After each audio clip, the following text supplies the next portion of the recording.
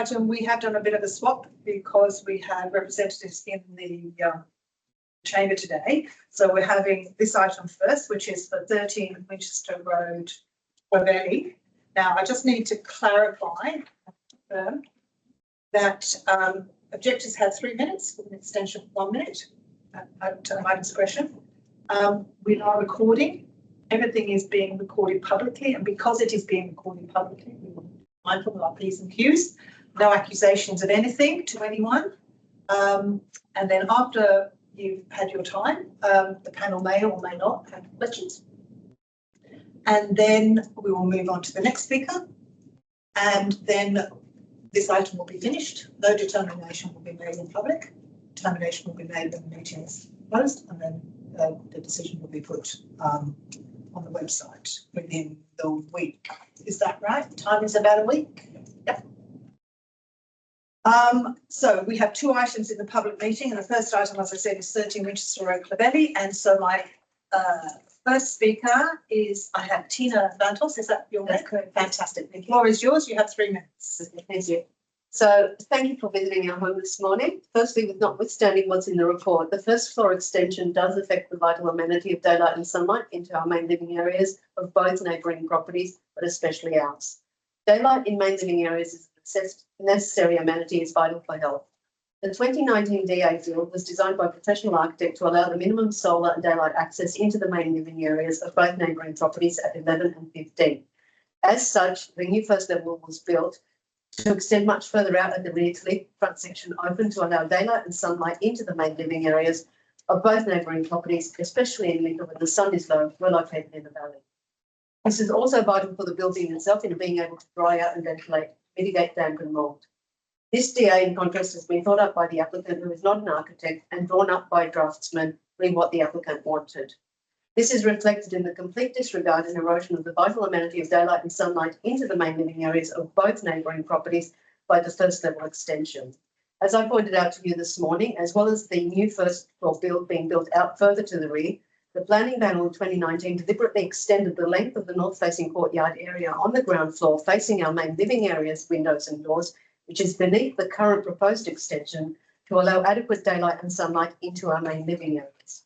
A maximum fence height for the courtyard area was also implemented for this purpose in order to mitigate the unheard of allowance of a more than 10 metre long building wall along our boundary where none existed before, a gross abuse of DCP controls being ignored.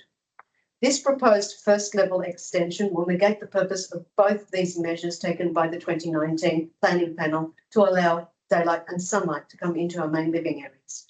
We have no alternative source of daylight for our main living areas as described to you above and shown to you.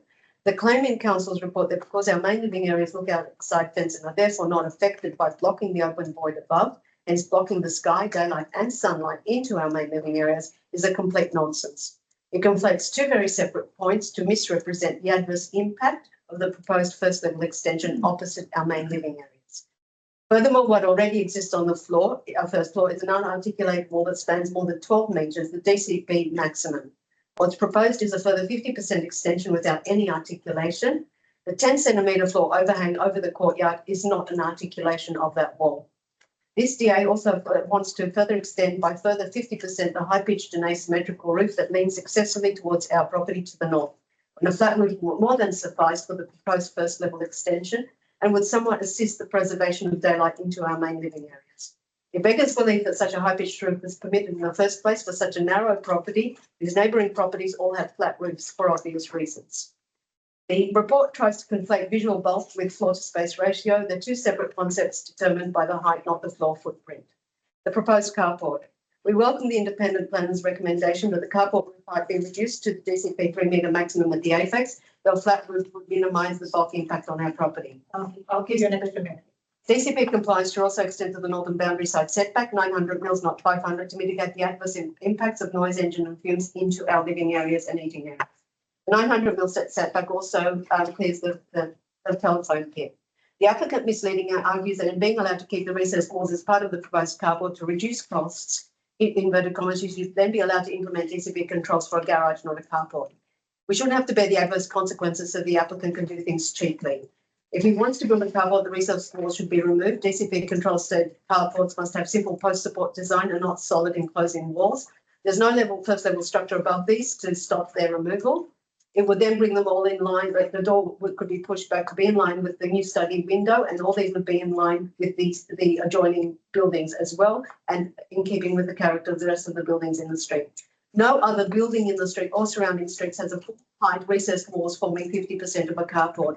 Only this DA proposes this. Costs do not form part of the objectives as to whether DCP controls are implemented or not. Now, thirdly, we welcome the independent planner's condition that nothing can be built over the southern side setback easement 15 Winchester Road. Council's recommendation, on the other hand, can put undue pressure on 15 Winchester Road to sign over a legal right without any financial compensation and or legal advice. So we question Council's jurisdiction in allowing anything to be built over this easement prior to the formal legalities being dealt with appropriately. Furthermore, the elevated front decking on the applicant's property is non-compliant. It's not an exempt development nor a compliant development. I'll give you 10 more seconds. Given it's been built out to both side boundaries without any 900 mil setback. This is then being used as a justification to increase the southern setback easement. So we welcome the recommendation from the independent planner not to build anything over this easement at this point. Finally, given all the merits which are overall the DCPs with this property to date, at which point do you implement any DCP controls with this property? You can't have a small narrow block and cram everything into it to the consistent detriment of the neighbouring properties. All we're asking is that DCP controls are implemented. Perhaps the applicant needs to accept that given the design of the house and the limited size and width of the property, that it's a 4-bedroom home without parking or a 3-bedroom home with parking. Neighbouring properties on both sides should not have to suffer the loss of a vital amenity, daylight and sunlight into their main living areas to consistently accommodate 13. Thank you very much. Any questions? No question. Thank you very much indeed. So we'll now turn to my next speaker, which is Matthew Winch. Are you online, Matthew? Yes. Hi there. Have you got a Well, camera? thank you. Yeah, I can put my camera on. That's fine. It's good to see you. There we go. Excellent. Look, I won't go into everything. A number of the things that have been raised, aren't quite correct. I would just say, when you look at the neighboring properties, both have reduced carport setbacks. In fact, number 11 has a 0 setback on the north side. Both have longer unarticulated walls than what we propose.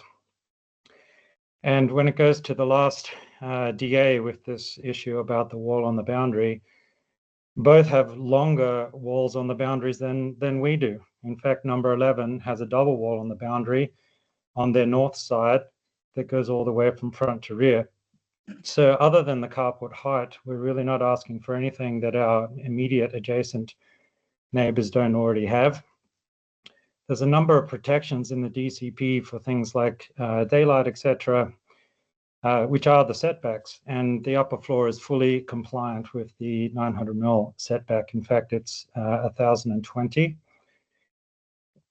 And then in terms of the overshadowing, there's just very, very minimal impact. In fact, from 8 a.m. to 4 p.m. for the entire year, there is 0 overshadowing. There's potentially some very marginal impact at very late in the day, only in the summer months. So I'll see the time there, and I'm happy to take any questions. Thank you very much. Panel, any questions? Clarifications? No. Thank you very much indeed, Matthew. So now, Thank you. no. His name is not Matthew Winch. His name is Matthew Brown. I'm only reading what I have on my piece of paper. Are you Matthew? Are you Matthew Winch or Matthew Brown? I had just put my name down as Matthew because of wanting to protect my personal information, but yeah, thanks to number 11 for that. Okay, fair enough. Thank you. So this is the end of this item. We'll move on to the second item. This is a public meeting, so you're welcome to stay if you want to, but we're not going to be talking about this particular item. Thank you very much. Thank you. So the next item on the agenda is 482 Bunnerong Road, Metroville, and I have one objector, Mr. Henry Lee. Are you there? Yes. Can you hear me? Yes, we can, and the floor is yours. You have 3 minutes. Great, thank you. I would like to first start off by thanking the member of the panel and Randwick Council for giving us the residents of Beard Henry, Avenue. camera, please. Up. Have you got a camera there you can put on? It's always nice to have it. Is it showing? No, not yet. Oh, Hold on, might be coming. yeah. If you can't, don't worry. It's just always nice to have space. Yes. Yeah. So thank you for giving us, the residents of Beard Avenue, Jennings Street, Bunnaran Road, the opportunity to voice our strong objection to the proposed development. Many of us have lived here for decades. We've established family and ties to community here, and we thank the council for being part of our daily lives, providing essential services and listening to the people in our time of needs. Today, in this hour of our needs, we're asking here the council, the panel, to help preserve and defend our way of life. We object to this commercial development because of three areas. One, the nature of the development will damage our past heritage. Two, during the development, it will significantly disrupt and impact the residents, business, school, and local traffic. And thirdly, the everlasting negative impact after this development's done. So firstly, there are many heritage properties along Beard Avenue and Bear Lane. The proposed 482 apartment and associated digging of multi-level underground garage and foundation will cause irreversible damage to the heritage property and to the narrow laneway and nearby buildings as well. The size of this commercial development is just too big for the land size. Second, during the 3 to 4 years of commercial construction, the residents, business, school, and traffic will suffer. Beard Avenue and Bear Lane are too narrow to support the volume and size of commercial heavy construction vehicles. They'll damage road, block traffic going in and leaving for Beard Avenue. 482 development will directly block garage access to 31 and 29 Beard Avenue. Both residents have kids with allergies, and we've gone to Randwick Child Emergency before. Bunnaran Road and Belchen Road is heavily also reliant by emergency services, such as a fire station on the corner, ambulance, and police. Blocking traffic will have life-saving implications. Existing Beard Avenue already have full parking on both sides of the road, narrow street, and cannot handle any more additional construction vehicles. Rubbish collection will be blocked as well. There are also considerable commercial level noise and pollution will be generated by this development, such as chemical, dust, noise. Past projects in Sydney have proven that commercial development of this size will cause vibration damage to the building and nearby properties. Lastly, the everlasting consequence of this excessive height and design will mean that the height of the proposed apartment will totally block out direct sunlight to the main living area for 29 and 31 Beard Avenue. Many of the nearby residents will be also impacted by this excessive height. The excessive height will also mean that noise from parties will now travel across multiple streets. And the excessive height is also higher than any of the existing buildings along Beard Avenue and Bunnaran Road.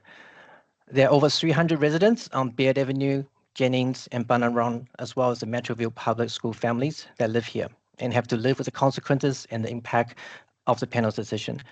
I would like to conclude by thanking the panel and the council for your time, consideration, and support for our community. Thank you very much. Thank you very much, Mr. Lee. Panel, any questions, Mr. Lee? No question. Thank you very much indeed. I now have Anthony Vetros. Are you there? Good afternoon. How are you? You've got your camera on. That's good. Thank you for the opportunity to speak. Speak in support of the application that's recommended for approval. Thank you. I would like to thank council staff for their consultative approach to this DA.